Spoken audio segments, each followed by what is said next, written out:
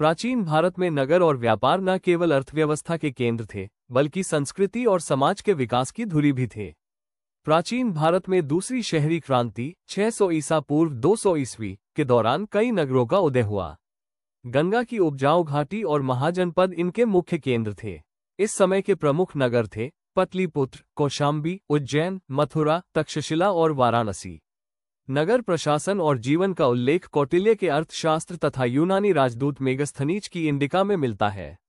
नगरों के विकास के साथ साथ कारीगर और शिल्पकार भी संगठित हुए। लोहार औजार और हथियार बनाते थे, कुम्हार मिट्टी के बर्तन तैयार करते थे, वाराणसी के बुनकर मलमल और रेशमी वस्त्र बुनते थे, जबकि सुनार और जौहरी आभूषण बनाते थे। व्यापारी और शिल्पकार श्रेणियों गिल्ड्स के रूप में संगठित होकर व्यापार और उत्पादन को नियंत्रित करते थे। व्यापार के लिए स्थल मार्ग और समुद्री मार्ग दोनों का प्रयोग होता था।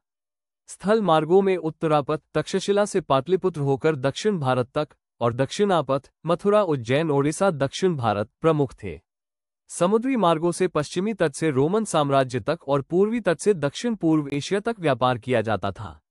भारत से मसाले, कपास, मलमल, रेशम और हाथीदांत निर्यात होता था, जबकि सोना, चांदी, घोड़े, शराब और कीमती रत्न आयात किए जाते थे। भारत में मिले रोमन सिक्के इस व्यापार का प्रमाण है। प्रारंभ में वस्तु विनिमय प्रणाली प्रचलित थी, पर बाद में पंच चिन्हित सिक्कों का प्रयोग शुरू हुआ।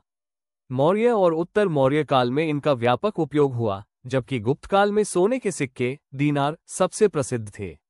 इस कारण गुप्त युग को स्वर्ण युग भी कहा जाता है। इस प्रकार नगर और व्यापार ने न केवल भारतीय अर्थव्यवस्था को मजबूत किया, बल्कि सामाजिक और सांस्कृतिक जीवन को भी नई दिशा दी। अगर इन्फॉर्मेशन अच्छे लगे हों तो लाइक, शेयर और सब्सक्राइब जरूर करें, ताकि और भी स्टूडेंट्स को फायदा मिले।